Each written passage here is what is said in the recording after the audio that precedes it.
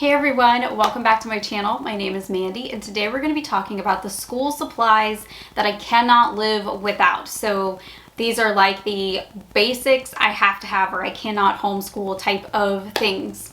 If it's your first time here, welcome. Make sure that you hit the like and the subscribe button so you can get all the updates every time I post a brand new video.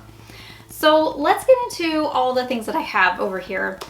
I have a couple things that I can't do school without. I know you guys might have seen my other video, the school supplies that I hate. This is kind of the opposite of that. These are the I cannot homeschool without it. So I'm not going to go into curriculum on this because I think that that's a given. We can't really do a whole lot of school without curriculum. But let's go into the other things that I have. So first, spiral notebooks. We use a lot of spiral notebooks in our homeschool. And I find that we use these more as the kids get older. I don't know if you guys have experienced that or not, but we kind of, when the kids are young, they have like the tablet paper and they're starting to learn how to form letters and numbers and things and write their name.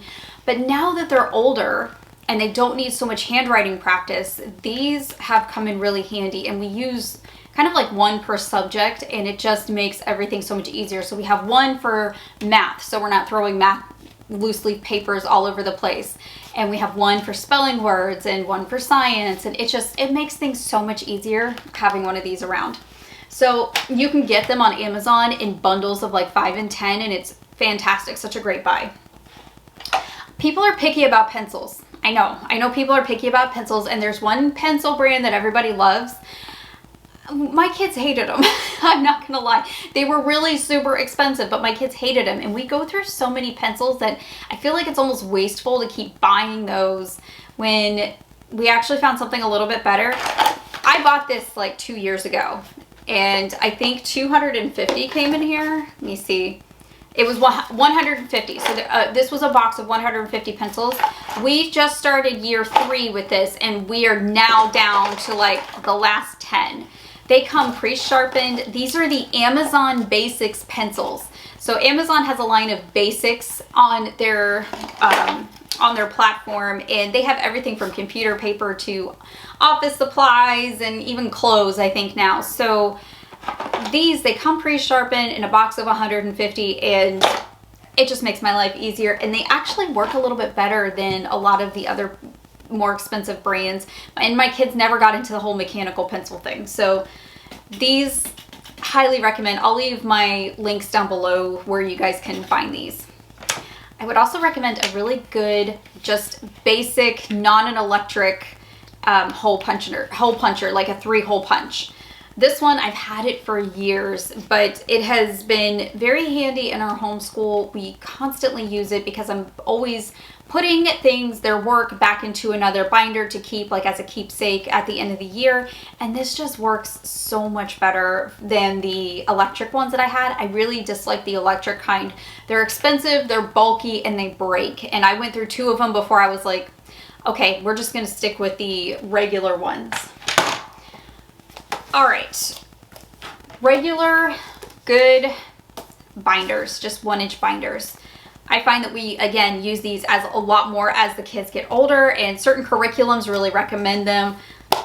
I'm just a binder girl. These just work so well for us. And every subject that is in the binder, I usually put on the front. So this is obviously our My Father's World binder for exploring countries and cultures. And then he's got all kinds of things inside. If you guys want like a tour inside of how we put this together, just let me know. And of course, we always use the little tab dividers. This just keeps a lot of the paper clutter away. So we really do enjoy that. Another thing you guys were asking me about was the colored pencil brand that we use. Instead of the Crayola, we use this brand, and we really like it. My 13-year-old loves this 10. He's always using it and drawing and making something. He did not like the Crayola brand colored pencils at all.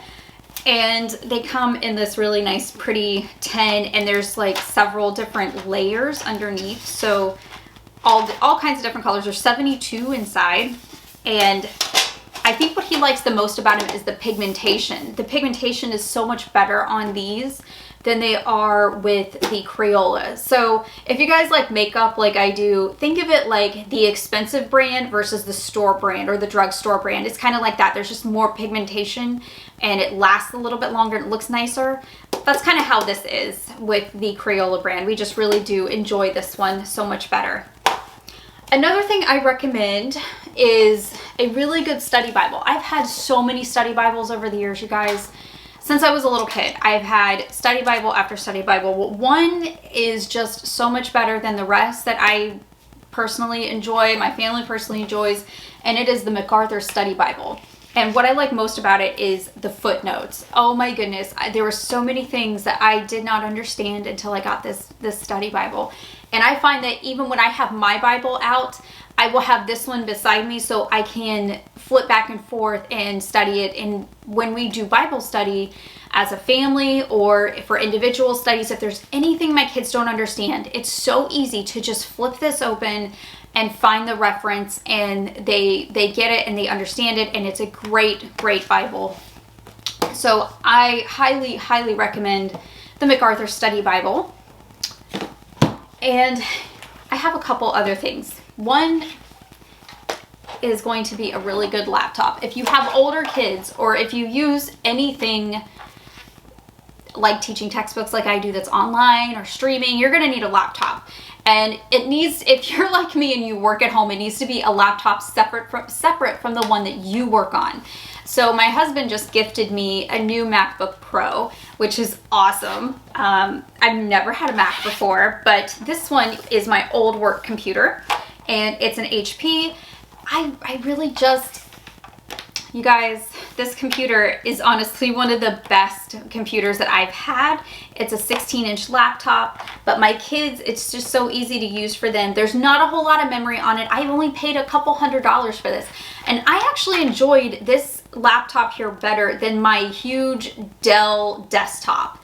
And I mean, hands down, this one was great, you guys. It's an Asus. I don't know if I said that correctly. I don't know, to be honest with you, but just so you can see the size of the screen, it's a really nice, larger 16-inch size. It connects wirelessly to the internet.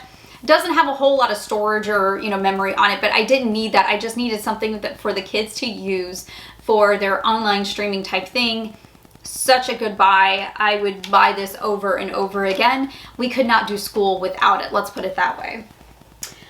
A couple other things that I will recommend. You guys might have seen my teacher toolbox video. If not, I'll leave a link up here. The teacher toolbox has been a lifesaver as far as getting things organized and off the floor, having a place for everything and everything in its place. That is a great thing for us, and it looks pretty. So I think I maybe spent about $40 on all the materials and I made it myself. You guys can go ahead and check that video out where I show you kind of how I made that and some of the things that I put inside. It was just, it's such a pretty thing, and it's like the only pink thing that I have that's not in my bedroom. So it's just nice to have a little bit of pink in this boy world that I live in. Another thing that I highly recommend is a whiteboard. If you use Abeka especially, I highly recommend a whiteboard for language arts. Makes things so much easier. You don't have to constantly repeat yourself. You just write it on the whiteboard. Obviously my whiteboard is on the wall, so I'm not going to pan around and show you that right now, but it is a good thing to have with some Expo markers. I don't recommend any other brand but Expo at the moment. I love Expo, but not the scented ones, you guys. Oh, it's just so, the scented ones are gross. The last thing that I will recommend is a good laser printer. I have an HP laser printer. I had the black and white version before, and now I have the color version.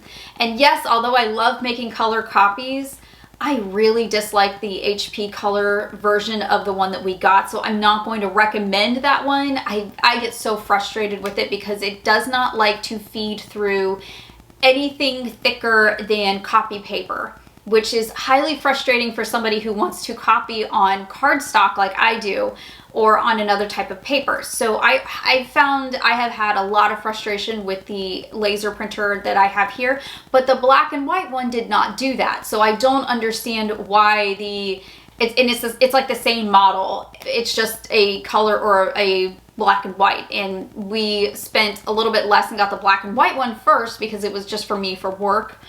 And then when we transitioned into homeschool, I just, used it in the homeschool room. So I'm not sure what the deal is with that one. I don't know if maybe the one I have is just a little wonky, but it will not for anything copy anything on thicker paper than just the blank white paper. So it's not my favorite.